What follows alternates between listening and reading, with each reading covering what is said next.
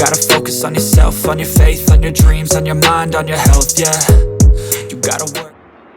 Hi guys! Welcome back po muli sa ating YouTube channel. Kung ikaw ay bago pa lamang po sa aking YouTube channel, please like, share, and subscribe. At huwag na huwag mo pong kakalimutan i-hit ang ating notification bell para lagi ka pong updated sa aking mga ilalabas na video. Ngayon nga guys, ay papakita ko naman sa inyo kung ano yung gamit kong glue.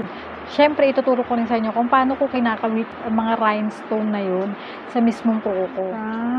Born Pretty Rhinestones Glue Gel. So, ito yung ginagamit ko guys. Pinandidikit ko sa mga rhinestones ko. Kasi, para kasi sa akin, para mas matibay siya. Dati, nung wala pa akong ganito, ang ginagamit kong glue, yung mga ganito, yung mga nail glue. Pero kasi nga, lagi ako natatanggalan. Tapos, diba, pagka, nanonood ka ng mga vlogger din, sa mga TikTok, sa mga YouTube, ganyan. Isa to yun sa mga nakikita ko sa kanila na ginagamit nilang, rhinestone glue. So, ayan, konti lang yung bukas ko kasi nga, minsan, umaawa siya. Ayun, katulad niya, meron siya sa may labas. So, kaya hindi ko siya nilalakihan para hindi talaga siya umawas. Tapos, sinisigurado ko lagi na hindi siya nakataob or hindi siya nakatagilid. Kailangan nakaganyan talaga siya sa lagayan. Kasi nga, diba yung hard gel ko dati na parang ganito din, kumalat siya sa tapon. So, nasayang lang siya guys. Kaya, ayun, kailangan i-sure nyo talaga na hindi siya nakatagilid, hindi rin siya masyadong malaki yung butas, and hindi rin siya nakataob. Kaya nga guys, bumili ako nung mismong ganon box.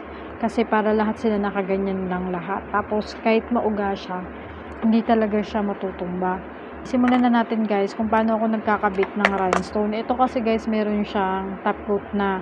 So, ang gagawin ko muna is tatanggalin ko muna tong top coat.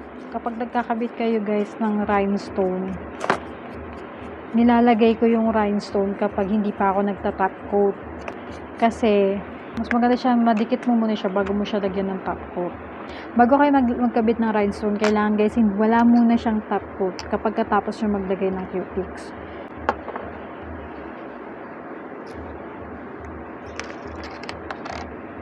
Ayun, ang ginagawa ko ganito. Halimbawa, dito kayo maglalagay sa ganito, sa gilid. O kaya dito lang sa gitna. Lagyan mo lang siya ng ganyan. Lagyan mo muna siya ng glue.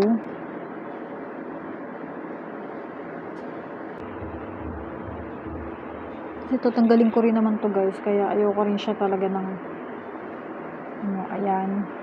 Ayan, kapag katapos mo siya, mo muna, isalang mo muna, lalo na kapag malaki yung rhinestone na ilalagay mo kasi minsan dumudulas siya. So, ayan.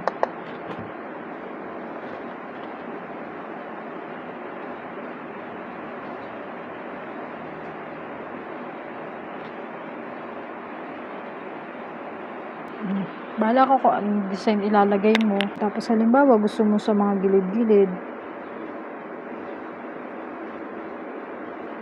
Gusto mo pa siyang lagyan ng ibang rhinestones.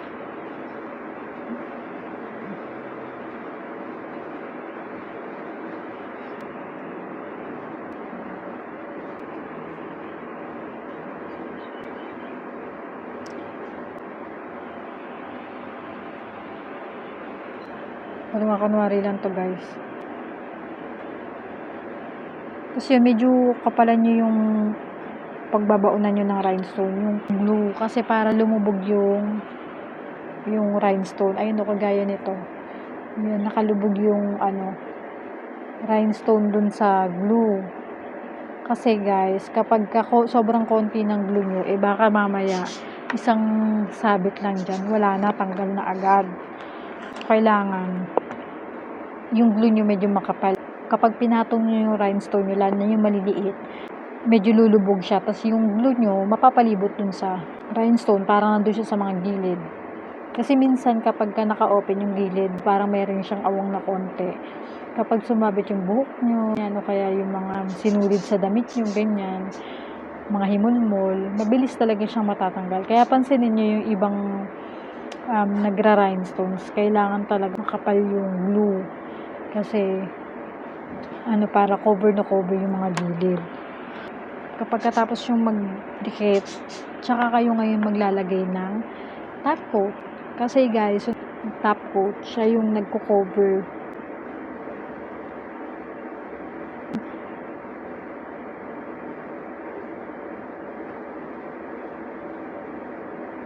Dun sa may rhinestone, medyo kapalan nyo rin.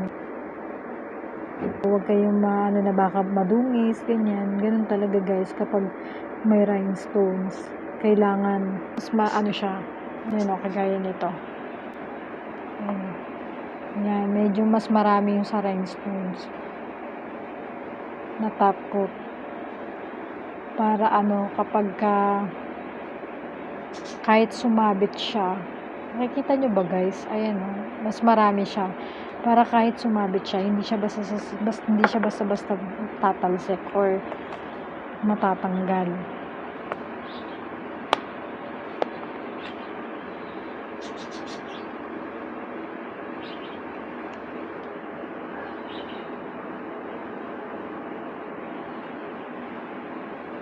Okay, ayun na guys.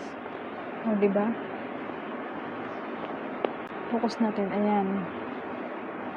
Ayan, mas umbok yung ayan, mas ang dami nung nasa top coat. Sa kabila din ganun din. Ayan. Ayan, mas marami yung top coat tsaka glue.